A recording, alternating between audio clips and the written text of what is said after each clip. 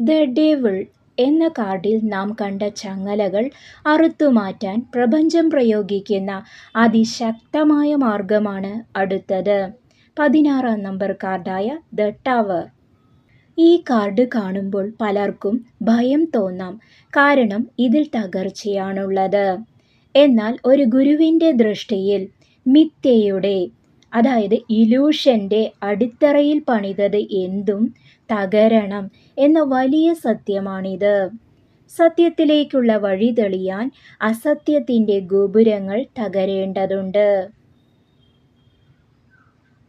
1. ചിത്രത്തിലെ പ്രതീകങ്ങളും അവയുടെ അർത്ഥവും. ഇടിമിന്നൽ, ദ ലൈറ്റനിങ് ബോൾട്ട്. ആകാശത്തു നിന്ന് വീഴുന്ന ഇടിമിന്നൽ ദൈവികമായ വെളിപാടിൻ്റെയോ, അതായത് ഡിവൈൻ ഇൻ്റർവെൻഷൻ, പെട്ടെന്നുള്ള തിരിച്ചറിവിൻ്റെയോ പ്രതീകമാണ്. നാം പടുത്തുയർത്തിയ അഹങ്കാരത്തിൻ്റെ ഗോപുരത്തെ പ്രപഞ്ചം ഒരൊറ്റ നിമിഷം കൊണ്ട് തകർക്കുന്നു. തകരുന്ന ഗോപുരം, ദ ഫോളിംഗ് ടവർ. ഇത് നമ്മുടെ അഹങ്കാരം അഥവാ ഈഗോ, തെറ്റായ വിശ്വാസങ്ങൾ അല്ലെങ്കിൽ ഉറപ്പില്ലാത്ത ബന്ധങ്ങൾ എന്നിവയെ സൂചിപ്പിക്കുന്നു. പുറമേ കരുത്തുറ്റതെന്ന് തോന്നുമെങ്കിലും സത്യത്തിൻ്റെ വെളിച്ചത്തിൽ അത് തകർന്നു വീഴുന്നു. താഴേക്ക് വീഴുന്ന മനുഷ്യർ. ഗോപുരത്തിൽ നിന്ന് 2 പേർ തലകീഴായി താഴേക്ക് വീഴുന്നു. ഇത് നേരത്തെ കണ്ട ദ ലവേഴ്സ് അല്ലെങ്കിൽ ദ ഡെവിളിലെ ദമ്പതികൾ തന്നെയാണ്. സുരക്ഷിതമെന്ന് അവർ കരുതിയ ഇടത്തുനിന്ന് അവർ പുറത്താക്കപ്പെടുന്നു. ജ്വാലകൾ, 22 യോട്സ്. വായുവിൽ ഒഴുകി നടക്കുന്ന 22 അഗ്നിജ്വാലകൾ ഹീബ്രു അക്ഷരമാലയിലെ 22 അക്ഷരങ്ങളെയും ടാരോറ്റിലെ 22 മേജർ ആർക്കാന കാർഡുകളെയും സൂചിപ്പിക്കുന്നു. തകർച്ചയ്ക്കിടയിലും ദൈവികമായ ക്രമവും ഡിവൈൻ ഓർഡർ, സംരക്ഷണവും അവിടെയുണ്ട് എന്ന് ഇത് കാണിക്കുന്നു. സ്വർണ കിരീടം. ഗോപുരത്തിൻ്റെ മുകളിൽ നിന്ന് തെറിച്ചു പോകുന്ന കിരീടം ലൗകികമായ അധികാരത്തിൻ്റെയും അഹങ്കാരത്തിൻ്റെയും പതനത്തെ സൂചിപ്പിക്കുന്നു. 2. നിറങ്ങളുടെ രഹസ്യം. കറുപ്പ്, ബ്ലാക്ക്. പശ്ചാത്തലത്തിലെ കറുപ്പ് നിഗൂഢതയെയും വിനാശത്തെയും സൂചിപ്പിക്കുന്നു. എന്നാൽ ഇത് പുതിയൊരു പ്രഭാതത്തിന് മുന്നോടിയായുള്ള ഇരുട്ടാണ്. ചുവപ്പും മഞ്ഞയും, റെഡ് ആൻഡ് യെല്ലോ. തീയുടെയും ഇടിമിന്നലിൻ്റെയും നിറങ്ങൾ അതിശക്തമായ ഊർജത്തെയും ശുദ്ധീകരണത്തെയും, പ്യൂരിഫിക്കേഷൻ, പ്രതിനിധീകരിക്കുന്നു.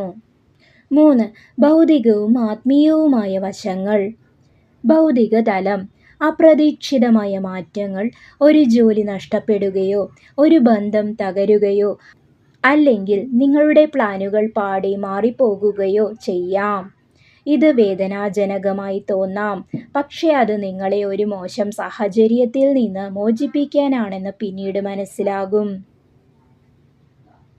ആത്മീയ തലം. അഹങ്കാര വിനാശം. ഞാനെന്ന ഭാവം തകരുകയും യഥാർത്ഥ സത്യം വെളിപ്പെടുകയും ചെയ്യുന്ന ഘട്ടം.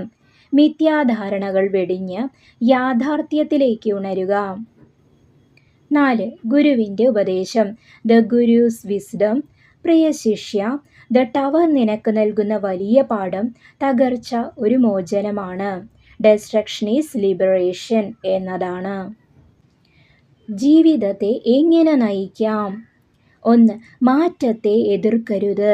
തകരാൻ പോകുന്നത് തകരട്ടെ. അത് മുറുകെ പിടിക്കാൻ ശ്രമിക്കുന്നത് കൂടുതൽ വേദനിപ്പിക്കുകയേയുള്ളൂ. പ്രപഞ്ചത്തിൻ്റെ തീരുമാനത്തിന് വഴങ്ങുക. 2. സത്യമായ അടിത്തറ പണിയുക. വീണ്ടും തുടങ്ങുമ്പോൾ അഹങ്കാരത്തിലല്ല, മറിച്ച് സത്യത്തിലും വിനയത്തിലും നിന്റെ ജീവിതം കെട്ടിപ്പടുക്കുക.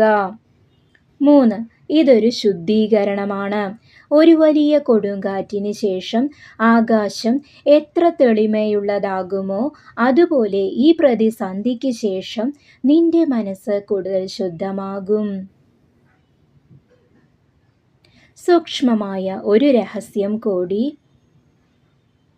ഗോപുരത്തിൻ്റെ വാതിലിലൂടെയല്ല, മറിച്ച് മുകളിലൂടെയാണ് ഇടിമിന്നൽ ഏൽക്കുന്നത്. അതായത് ഈ മാറ്റം നമ്മൾ പ്രതീക്ഷിക്കാത്ത ഇടത്തുനിന്നായിരിക്കും വരിക. കല്ലിന്മേൽ കല്ല് ശേഷിക്കാത്ത വിധം തകർന്നാലേ ആത്മാവിൻ്റെ യഥാർത്ഥ പ്രകാശം പുറത്തുവരൂ എന്നതാണ് ഇതിൻ്റെ പൊരുൾ. ഈ കൊടുങ്കാറ്റിന് ശേഷം ശാന്തിയുടെയും പ്രത്യാശയുടെയും നക്ഷത്രം ഉദിക്കുകയായി. അടുത്തതായി സമാധാനത്തിൻ്റെയും മാർഗദർശനത്തിൻ്റെയും പ്രതീകമായ ദ സ്റ്റാർ 17-ാം നമ്പർ കാർഡിലേക്ക് നമുക്ക് കടക്കാം. അവിടെയാണ് നാം യഥാർത്ഥ ആശ്വാസം കണ്ടെത്തുന്നത്. തുടരാം.